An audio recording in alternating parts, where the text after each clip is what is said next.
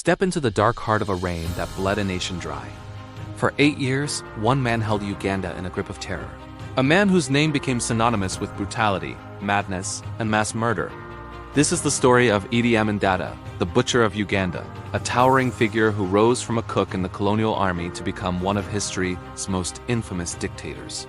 How did a celebrated boxing champion and decorated soldier transform into a monster? And how did he manage to escape justice, living out his final days in comfortable exile? Today, we unravel the chilling biography of Idi Amin, from his humble beginnings to his bloody rise and his ultimate, unpunished end. Born around 1925 in northwestern Uganda, Amin's early life gave little hint of the tyrant he would become. With minimal formal education, he found his calling in the rigid structure of the military. In 1946, he joined the British colonial army, the King's African Rifles, starting as a humble assistant cook. But Amin was no ordinary soldier. Standing at an imposing 6'4", he was a formidable physical presence. His athleticism was legendary. He was Uganda's light heavyweight boxing champion for 9 consecutive years, from 1951 to 1960. His strength and loyalty made him a valuable asset to the British, and he gained notoriety for his ruthlessness in suppressing the Momo uprising in Kenya. By 1961, his prowess earned him a rare honor. He became one of the very first Ugandans to be commissioned as an officer. When Uganda gained independence in 1962, Amin's star continued to rise under the country's new leader, Prime Minister Milton Obote. Obote saw Amin's loyalty and brute force as useful tools, promoting him rapidly. By 1966, the former assistant cook was the commander of the entire Ugandan army. The alliance between the intellectual politician Obote and the brutish soldier Amin was a marriage of convenience, and it was destined to fail. Cracks began to show as both men became entangled in allegations of corruption and smuggling gold and ivory out of neighboring Congo. Obote grew wary of Amin's increasing power and popularity within the army. He tried to sideline him, placing him under house arrest and launching an investigation into his activities. But Obote underestimated the man he had created. On January 25, 1971, while Obote was attending a Commonwealth summit in Singapore, Amin made his move. He orchestrated a swift and largely bloodless military coup, seizing control of the capital, Kampala. To a nation weary of Obote's increasingly authoritarian rule, Amin presented himself as a savior. He stood before the people and promised a return to democracy, free elections, and an end to corruption. He released political prisoners and dissolved Obote's secret police. For a brief, hopeful moment, Ugandans celebrated in the streets, believing a new, brighter chapter had begun. They had no idea they had just welcomed a wolf in sheep's clothing. The mask of the benevolent caretaker quickly slipped, revealing the face of a ruthless tyrant. Once firmly in power, Idi Amin declared himself president for life. He bestowed upon himself a string of absurdly grandiose titles, including His Excellency President for Life, Field Marshal Al-Haji Dr. Idi Amin Dada VC DSOMC, Lord of all the beasts of the earth and fishes of the seas, and conqueror of the British Empire in Africa, in general and Uganda in particular. His reign of terror began almost immediately. The first to suffer were soldiers from the Akali and Lango ethnic groups, who were perceived as loyal to the deposed Obote. Military barracks became slaughterhouses, where thousands were bludgeoned to death with sledgehammers or shot. But the violence soon spilled out beyond the army. Amin's infamous security forces, the State Research Bureau and the Public Safety Unit, became his instruments of death. They roamed the country in the dead of night, abducting and murdering anyone deemed a threat. Intellectuals, judges, journalists, clergy, businessmen, and countless ordinary citizens.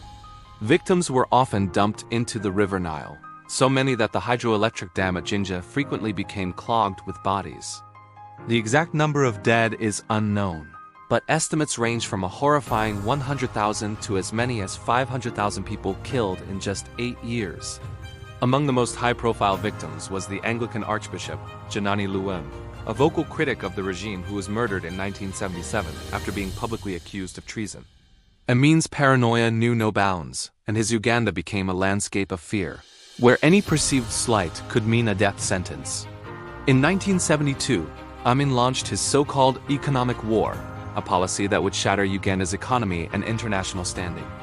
In a move supposedly inspired by a dream, he announced the expulsion of Uganda's entire Asian community. These families, mostly of Indian and Pakistani descent, had been the backbone of the country's commerce for generations.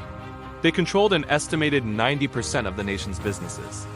Amin gave approximately 60,000 people just 90 days to leave the country, allowing them to take only what they could carry. The homes, shops, and factories they left behind were seized and handed over to Amin's cronies and loyal soldiers, most of whom had no idea how to run them. The result was catastrophic. The economy collapsed almost overnight.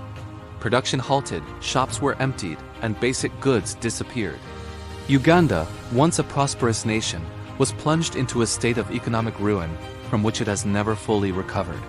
The expulsion was a humanitarian disaster and an act of profound economic self-sabotage, all driven by Amin's populist rhetoric and racist paranoia. Amin's brutal reign made him an international pariah, but it was the Entebbe crisis of 1976 that seared his image into the global consciousness.